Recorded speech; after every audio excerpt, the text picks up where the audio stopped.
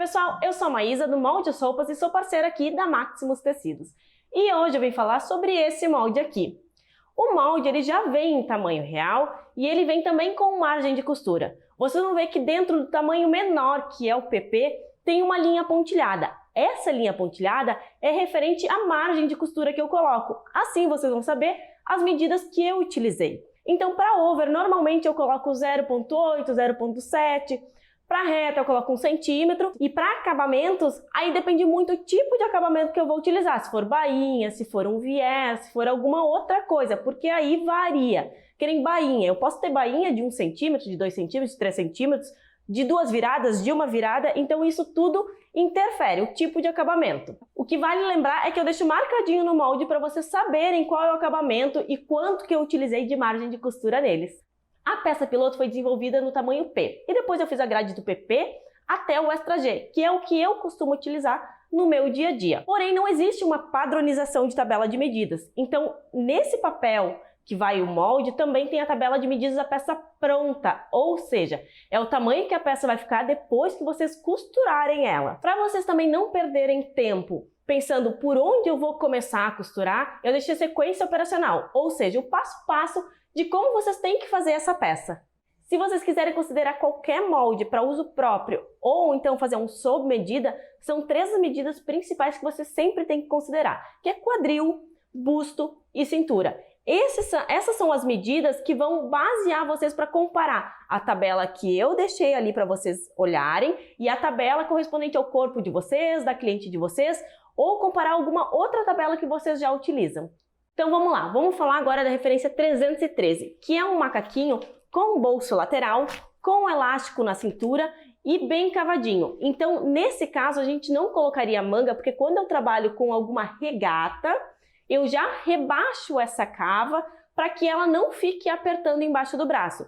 Então se vocês quisessem colocar uma manga nesse ali, teria que alterar tanto aqui o ombro que eu coloquei mais para cá, tanto subir essa cava para depois conseguir colocar a manga.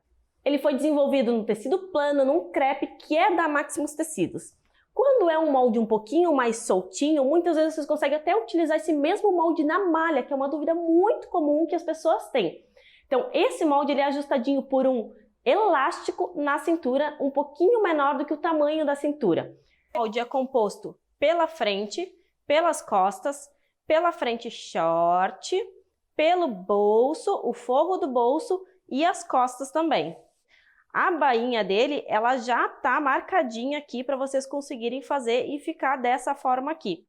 Os tamanhos estão descritos bem no cantinho de cada molde, ó, PP, P, M, G, GG e Extra G.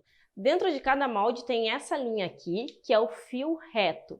Ou seja, o fio reto ele determina a posição que tu vai colocar o teu molde para cortar.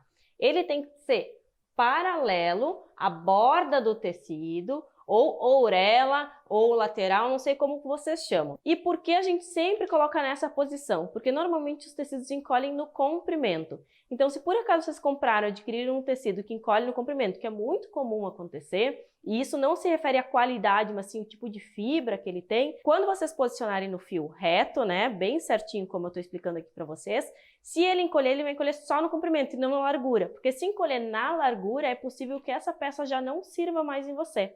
Outra coisa que eu sempre coloco é a quantidade que vocês têm que cortar. Aqui, ó, short costas é um par que vocês têm que cortar, porque a gente tem as costas direita e as costas esquerda. Para ter um melhor aproveitamento desse material aqui, o que eu sugiro para vocês? Que vocês tirem o molde aqui, né, passem para outro papel, para vocês não perderem esse original, porque vocês podem utilizar mais vezes eles.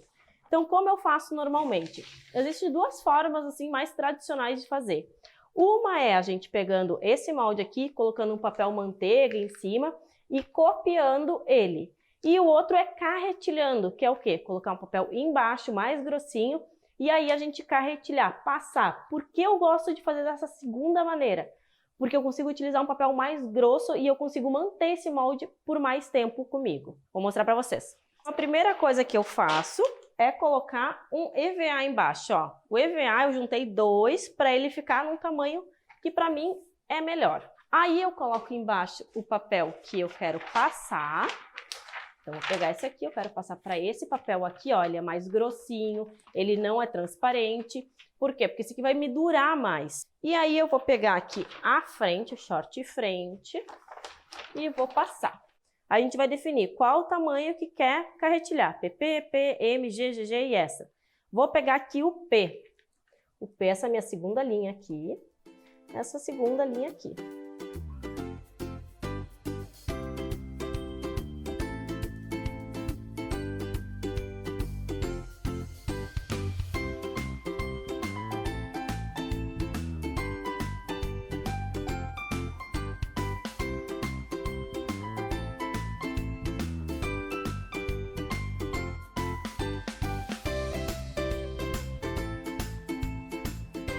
Que é interessante ver, vocês não precisam marcar a linha pontilhada, porque isso aqui é só para vocês saberem qual é a margem que eu utilizei.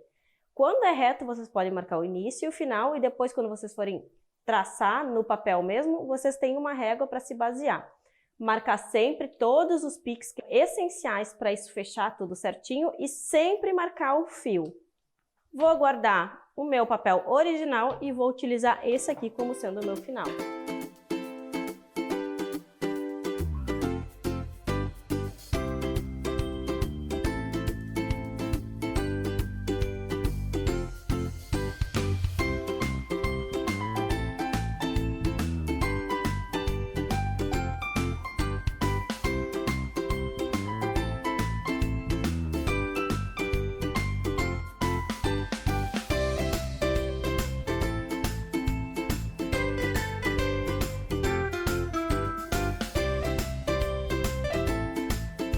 Prontinho, esse é meu molde final e eu vou poder usar ele várias vezes porque ele está num papel melhor, mais grossinho, bem similar a esse papel aqui, quase a mesma gramatura. E por que isso é bom? Porque ele vai durar mais.